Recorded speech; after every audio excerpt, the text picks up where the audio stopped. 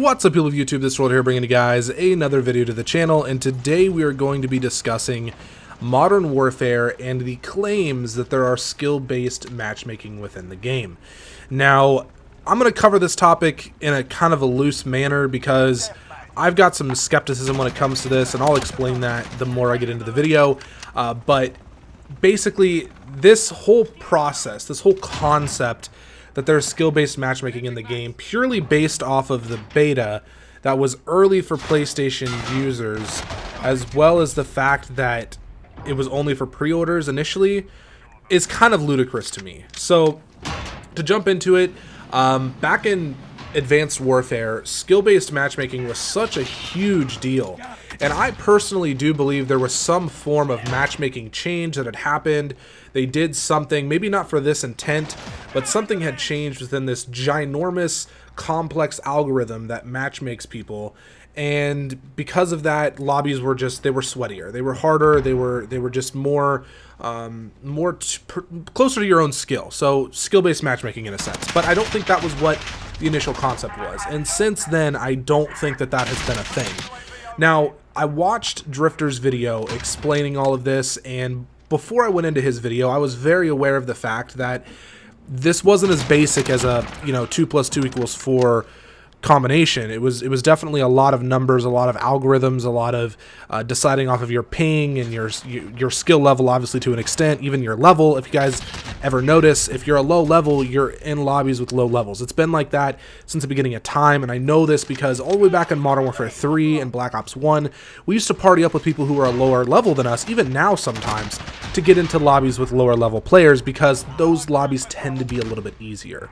So there has always been some form of skill-based matchmaking here. There's always been some form of a prediction going into lobbies as to where you're going to be placed. There is even a matchmaking system within the teams. That's why if you play solo like I do most of the time, you are going to be put against, and you do good, you're going to be put against a lot of the better players, and you're going to have average to lower skilled players on your team because that's how the system and the algorithm determines whether your skill and your teammates' skill is good enough to compete against this skill level of really good enemies, and so on and so forth. So there's always been some level of skill-based matchmaking to an extent. It's super minor, but the testing that was done in the beta I think is absolutely ludicrous. I don't think that that's very scientific and valid. I mean, you go into a lobby and you reverse boost, the game is they're going to want to retain players,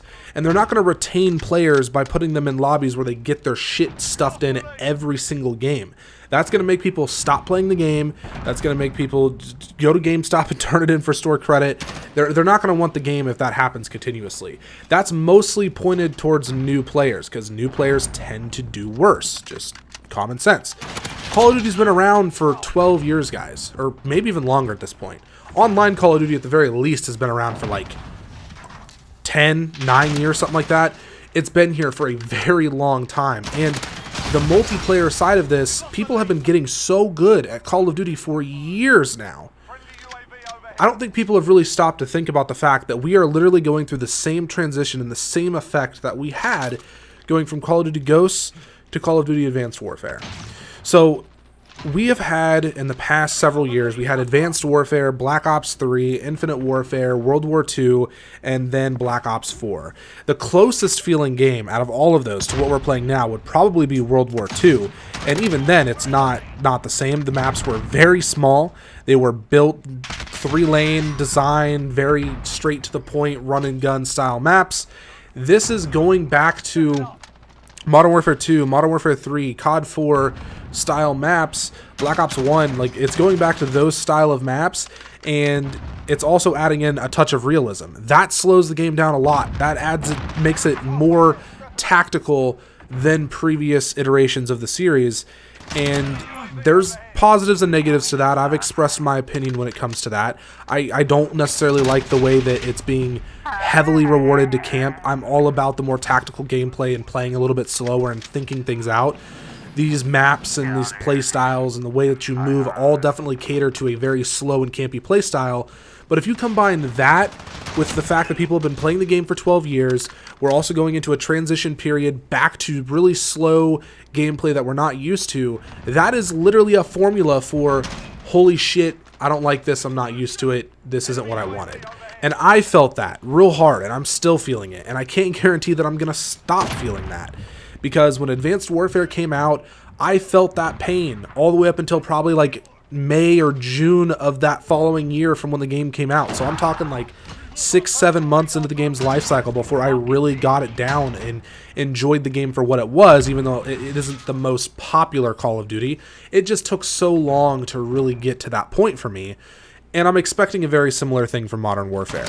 Now, I'm trying to learn quick, I'm trying to play slow since I'm recognizing the fact that this is what's happening, but I don't think that it's fair for people to go into lobbies in a beta, reverse boost, get put with the kids that basically don't even have hands because they're either so new at the game or maybe they really are disabled, and then claim skill-based matchmaking. That has always been part of the game. That has always been there. I don't know if you guys remember this, but remember back to Black Ops 2 when you first got the game, the first like 10 to 15 levels, you were put in a special playlist with just other players from that skill range. That was like the introduction to multiplayer. They're basically just doing that, but without giving people the go-ahead on a set level or anything like that. They're just saying, okay, you know, from if you're doing bad in these last few games, from this KD to this, or this score per minute to this, or a combination of other things, we're going to put you in this easy lobby to try and help you improve, and then we're going to put you back into the general pool. I don't think that they have categories of, oh, if you have a 0.21 KD to a 0.45 KD, you're going to go in these lobbies. And from a 0.46 to a 0.9, you're going to go in these lobbies. It's not like that. I think that they definitely have a range of measurements from score per minute to KD to all of those things. And if you hit below that over so many games, they dump you down into that kiddie pool lobby of bad players.